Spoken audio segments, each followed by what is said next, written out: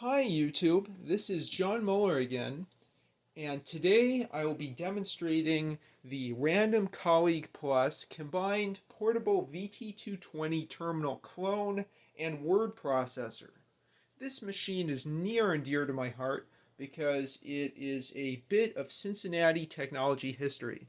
I'm in Cincinnati right now. I went to school almost all my life in the Cincinnati area. I got this on eBay for $20 a couple years ago. Great deal. And I always wanted a terminal, a Wise terminal or a DEC VT220 or 320, 420, 510, one of those with its nice amber display. I just love those pictures I see on Facebook. But arguably, this is even better. This is a VT220 in a old 80s laptop form factor with a nice 80 by 25 LCD display that's incredibly easy to read. It has nice adjustable contrast, black on green. The keyboard has a nice mechanical feel. There's some, repeating keys, but it works pretty nicely overall. I'll turn this off and I'll point out a few other aspects of the hardware. One thing is there's some NiCads inside of here that run it, C or D cells. I haven't replaced those since I got it, and I bet that's a big worry since they're probably leaking by now. This is from around 1988, 1989 or so, this Random Colleague Plus. I'll go ahead and close it up. You can see there's great resistance there, which is wonderful. And I'll pull up the bottom for you all to see. Okay. I guess there's not too much there. The power supply I have is 9 volts, center positive. I think 500 milliamps, so it's fine, but it says it's rated at 6 VDC and 1.5 watts. I'd have to do a quick calculation to think about what current and how much storage in those cells, but probably four D cell NiCads. But anyway, it's running fine off that plain vanilla 9-volt DC power supply. And you can see Random Corporation and the patent number and everything. Now let's look at the back real quick. Okay. There's, let's see, 4 different ports. The printer port over here, I think I don't have the adapter for that, but that goes to a parallel printer, RS-232, which I have connected through a 25 to 9 pin adapter and then null modem adapter to a USB serial adapter. Okay. And then there's a RJ11, I want to say, RJ11 plug for a keypad and a built-in 2400 BIPS modem, V22 BIS. I haven't used that, but I assume that works fine. Okay. Now you've seen the back of the terminal. Let's get that back on the desk here. And I'll demonstrate each aspect of this machine's functionality. The terminal functionality as well as that of the word processor. For the terminal, I have a router hooked up to this. I've reviewed this in a previous video. This is a RavPower FileHub Plus RPWD03 running OpenWRT Linux, which passes a serial console via 8Getty at 9600 BIPS 8N1 over a USB serial adapter. I've used that before and it works great. Okay, so when I boot up in the terminal mode, as you can see here, in the auto connect menu, I have, up to 20 different connections you can make, I think, with the function keys. And I think, enter these by name or by number. Let's go ahead and zoom in on the screen. Okay, that looks pretty nice. And I'll go ahead and enter in 1. It's probably going, oh, it didn't repeat that. I have some issues on the keyboard with it repeating keys. Again, very nice mechanical keyboard. as you'd expect from a machine, on a machine from the 80s. Okay. Open WRT login. I'll log in as my colleague user. Oh, that's weird. Uh-oh. Okay, so I'll probably reboot that real quick.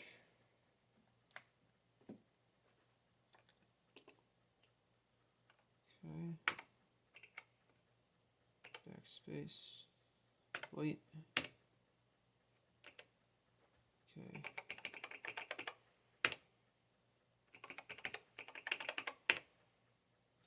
There we go. Open WRT, wireless freedom. That's your standard boot up. I'll make sure I'm connected to the internet. Oops. Which I should be.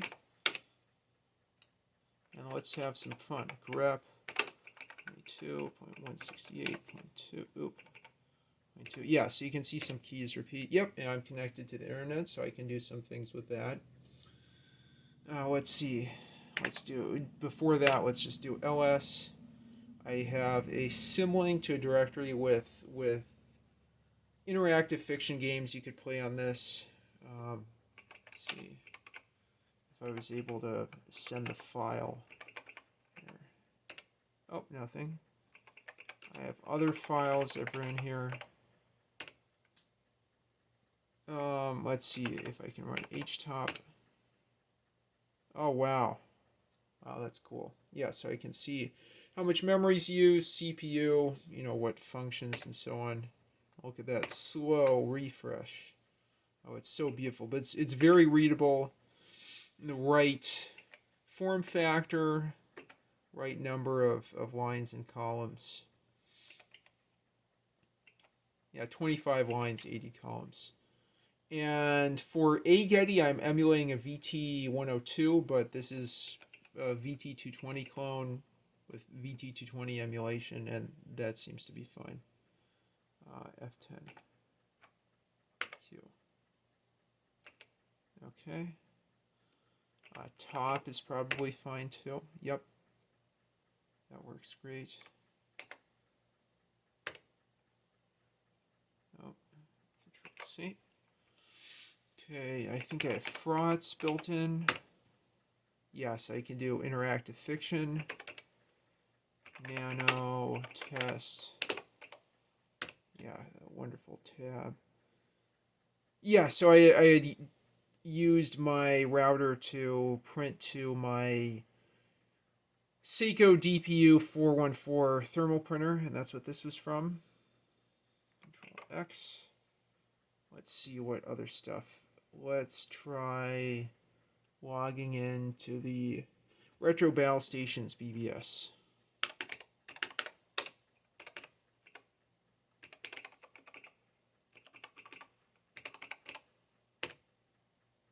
Oh, telnet.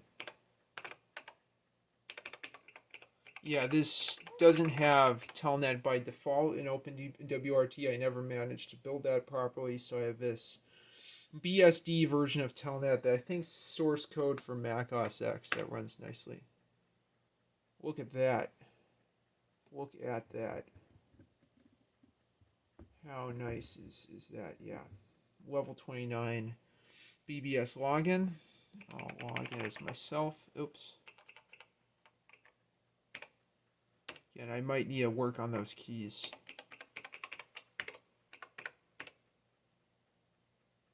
Okay, yeah, 80 by 24. Yeah, VT102, ASCII. Go ahead, and I'll post a message. And that should do it. Okay, let's post a message. Posting message for...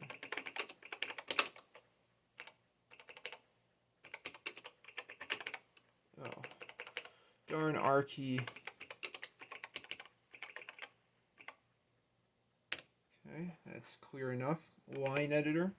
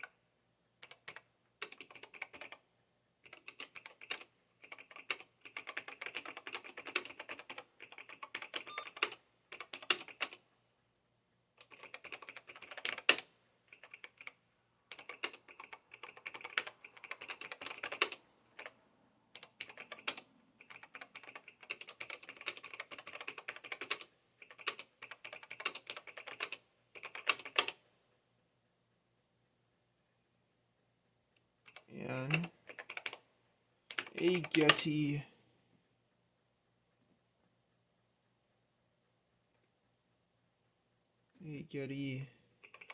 console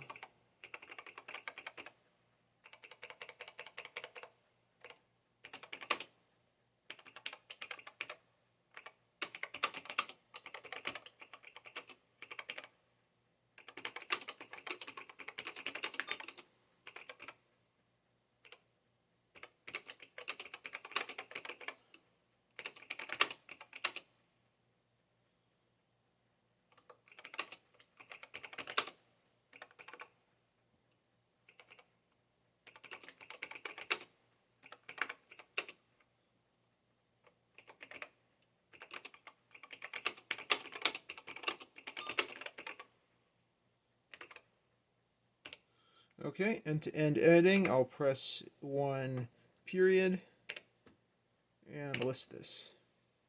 Hi retrobattlestations, I am posting this message as part of my video of the Random Colleague PLUS VT220 clone. It was designed and manufactured by a Cincinnati area corporation in the late 1980s. I am connected at 9600 baud via an Getty console over TTY USB 0 on my OpenWRT router. So cool and so fun. A nice pair with my TI Silent 700 Model 703 that's just to the left of us. Can't wait to do more with this. Okay, so I'll quit, save, yeah, quit editor. Okay, and I think I might lower this a bit. Yeah, and hopefully they'll make it a little easier to see. Yeah, that looks good. Okay. Maybe a little further, just get this right up and down. Yeah, hopefully that's readable for everyone. And I'll go ahead and post the message.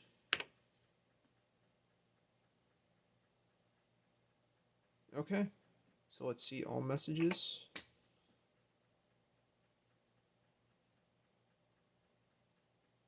$58.10. Let's see what's next. 58.18. I'll read my own message.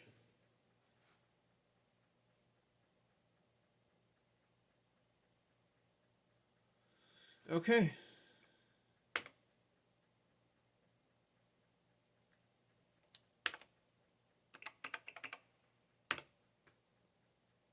I'm not sure what processor's inside of this. I think it's some 8-bit processor. I'll just take a guess and say Z80. I'll probably have another video where I open this up.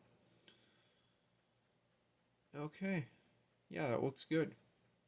Yeah, I forgot to sign my name and put the date at the end, but that's, anyway, the timestamp's included in the message heading as well as my username.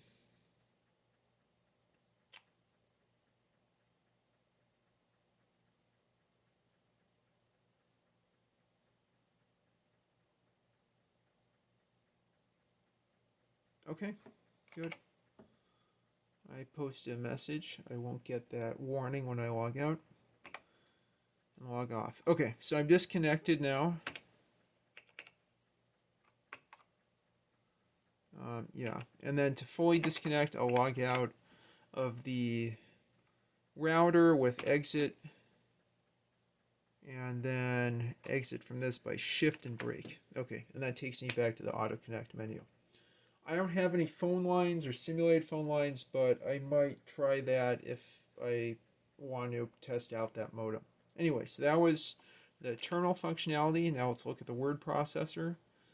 You can see that you can not just enter in text, but save your terminal session as a document. There's 64K of space, and again, that makes me think it's some 8-bit processor. Again, I'm guessing a Z80, but who knows? It could have been a 6502. I'll find out when I open it up. Yeah, so where was I originally in my train of thought? Okay, so there's 3 different sets of options in this menu here. You know, communications, you can capture your terminal session, save it, edit documents, and then send them if you go back to communications, and then just general options for formatting the memory, renaming files, copying things, and so on. And this is kind of flaky. I had to reset the terminal a few times to get everything working here. Let's take a look at my sample document. Edit, test. Okay, so you have nice margins on the left and right side. There's word wrap and everything working well. You can change from replace to insert mode. What you're looking at now is just this test file I've written. Let me go back and then remember a few of the function keys. I think, yeah, F11 is help. Function key menus, I think this is, no, not that. Escape. Yeah, let me, let's see here. Finish. Okay, so F11. Yeah, so there's a nice help system if you just press F11, not F1, interestingly enough. I'll go to word processing. Again, this is the plus part of it. The original Colleague was just a terminal. The Colleague Plus had this word processor, and you can imagine that would be really useful for business people who used this at the time, drafting some business report and then uploading it to the company server over a modem instead of having to just, think and remember stuff. Okay, function key definitions. That's really all we want from this. So what's the... Oh, I was right. It was F4 to switch between insert and replace. Nice options there. I won't show all the details, but you can do things like selecting text, blocks of text, and then copying it and pasting it in other places. You can get rid of those nice shaded margins. Anyway, okay, so I'll probably... And F20 is finished. How convenient is that? Okay. Edit. Replace mode. Okay, so... Oh no, what am I going to do? Okay, insert mode. I pressed F4 to go from replace to insert. Oh, look at that. Look. It inserted a letter and then pushed the other one over because it's insert mode. How great. What else do we have here? Okay, F20 was finished. Save changes? Yeah, let's save the changes. Yeah. So free disk space, 64,709 bytes, 484 bytes in that test document. It's nice. I tried sending, uploading text. Let's try again with ASCII and see what I get. I might not be able to upload anything, but maybe I will. Okay, so I'll go back, click plus again, do RAV power, and see if I can send something. Okay, and I don't know. I'll just try entering gibberish into the command prompt and see if I get something. Okay, switch plus, click send. That. Oh my god. Oh my god, I just learned that now. Okay, now let's open up Nano. Okay, plus. Holy crap. Okay, think about that. Imagine you're back in 1988. You have this document you've written up, and, now you can just copy it right into your Pico or whatever you have running on your mainframe at work. How great is that? Well, I learned something new. I don't know about you. Video test.txt. That is so cool. That is so cool. Okay. Well, I think, with that exciting discovery, I'd like to conclude my video. I hope you learned something from what you just saw, and you enjoyed this classic VT220 terminal from the 80s. Thanks for watching, and please like, comment, and subscribe.